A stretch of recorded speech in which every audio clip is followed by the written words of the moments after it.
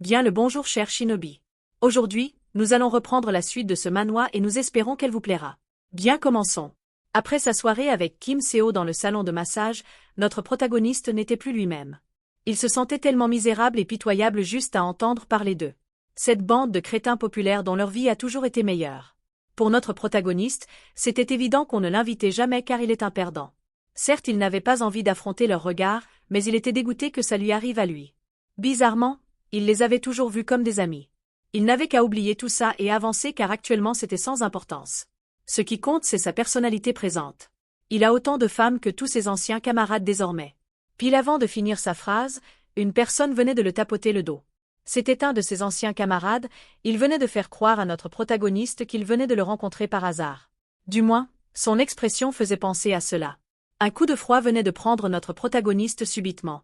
Son ami lui faisait savoir à quel point ça faisait longtemps qu'il ne s'était pas vu. Pour notre protagoniste, c'est une catastrophe. Pourquoi il se voit maintenant exactement? Ce jeune homme c'est Lee Young-jun, le camarade de classe de lycée de notre protagoniste. Il venait de faire savoir à notre protagoniste qu'il se demandait bien ce qu'il devenait. Par la suite, il pensait aussi qu'il n'a pas changé. Notre protagoniste d'un sourire un peu forcé, attesta. Mais il savait que son camarade se foutait énormément de lui dans son dos pendant le lycée. Une belle silhouette venait de faire apparition demandant à son copain ce qu'il fout exactement depuis. Le garçon exprima un sourire narquois à sa vue. La fille demanda à son copain qui était le type avec qui il discutait.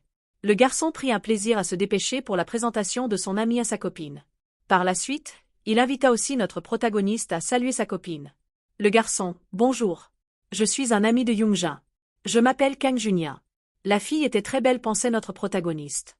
Et en pensant au niveau de son ami Young-jun, c'est pas étonnant qu'il soit avec une fille pareille. La fille venait de faire savoir qu'elle était ravie de le rencontrer, mais notre protagoniste s'attendait déjà à cette réaction. La fille. Mais chérie, on va juste rester planté là? C'était évident que non, ils allaient devoir aller manger quelque part dit son copain. Le garçon par la suite demanda à sa copine si ça ne la dérangeait pas si son ami Kang Junien se joignait à eux pour manger ensemble. Il ne voulait pas quitter son ami si vite, alors qu'ils venaient de se retrouver après si longtemps. Pour notre protagoniste, c'est bon pour lui, il n'avait pas à changer leur programme pour lui. Il était en rendez-vous avec sa copine, donc il ne devrait pas les gêner. La fille venait de poser une question étonnante à son copain. C'est lui? En pensant parler à basse voix, elle venait de demander à son copain si c'était le pigeon dont il parlait la dernière fois. Il rétorqua que oui c'était bien lui. La fille continua ses propos. Pour elle, notre protagoniste ressemble vraiment à un loser comme il le disait. Le garçon demanda à la fille de fermer sa bouche car notre protagoniste pourrait l'entendre. Hélas, il l'avait tout entendu. La fille venait de dire qu'elle n'était pas contre. Le garçon fit savoir à notre protagoniste que sa copine était d'accord. Et en plus c'était lui qui régale puisqu'il est pauvre de toute façon. Quelques instants plus tard, ils étaient dans un restaurant haut de gamme pour manger. Notre protagoniste avait fait savoir à son ami qu'il travaillait désormais comme masseur dans un salon pour femmes. Pour son ami, c'était totalement hilarant le fait qu'il bosse dans un salon de massage réservé aux femmes. Son ami, on dirait que t'as réussi à mettre à profit tes talents de masseur un Kang Junien? Le garçon venait de dire à sa copine que son ami avait des doigts de fée. La fille était épatée. Son copain lui fit savoir qu'il se faisait tout le temps masser à tour de rôle. C'était leur punch-ball de massage.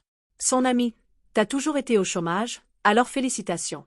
Ça c'est parce qu'on t'a aidé à améliorer tes techniques de massage. Le garçon remercia son ami et savait que c'était un gros enfoiré. C'était de la moquerie tout simplement de la part de son ami. À l'époque, il se foutait de lui de façon implicite. Mais aujourd'hui son ami est beaucoup plus direct. Son ami, alors, combien tu te fais avec ce boulot? Pour notre protagoniste, c'est clair. Il veut tout simplement se la péter. La fille, oh, voyons, les masseurs de nos jours se font beaucoup d'argent s'ils sont doués. Pour elle son copain ne devrait pas partir du principe qu'il ne touche pas tant que ça. Pendant que ces deux merdes spéculaient, celui-ci était très calme. Il les observait dans leurs spéculations. Pour la femme, lors des massages, les peaux étaient beaucoup trop exposées. Si c'est une femme qui effectue le massage ce n'est pas vraiment grave, mais qu'un homme touche la peau d'une femme serait très gênant pense-t-elle. D'un autre côté, elle pense aussi qu'en parler de ça de manière ouverte est un peu embarrassant. Son copain pensait même qu'elle avait raison. D'un autre côté pour le garçon, il pense que son ami Kang Junien s'en fout. Il a vécu 29 ans de solitude. Alors, dans quelles circonstances autres pourrait-il rencontrer des femmes? Sa copine l'arrêta en lui demandant comment il pouvait dire des choses comme ça.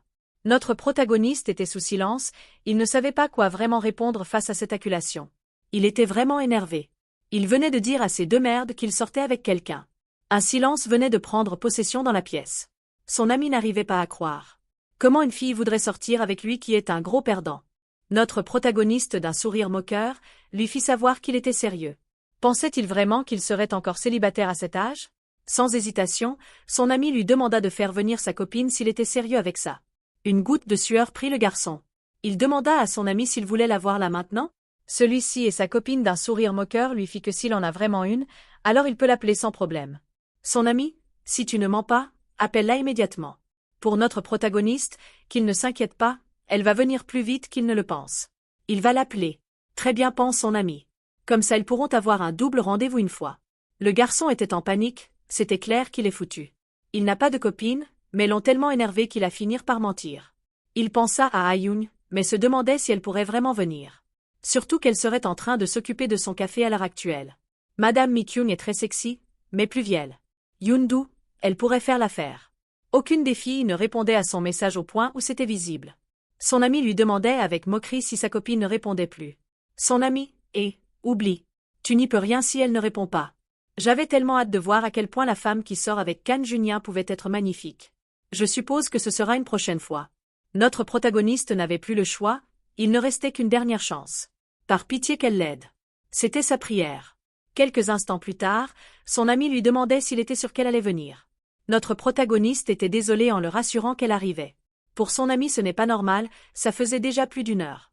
Pour lui c'était clair qu'il mentait, jusqu'à quand subitement une voix murmura Chérie Junien. Elle venait d'arriver, tellement belle au point où tout le monde était bouche bée. Elle venait de faire savoir qu'elle était désolée d'être en retard. Sa séance photo s'est prolongée. Elle était ravie de leur rencontrer, elle s'appelle Park Yu-young. Merci à tous d'avoir suivi cet épisode avec nous, jusqu'à la fin. Nous sommes obligés de nous arrêter ici pour le moment. Le lien de lecture pour la suite de la vidéo est dans la description. Avant de terminer, nous vous recommandons de vous abonner, de laisser un gros pouce bleu et partager la vidéo.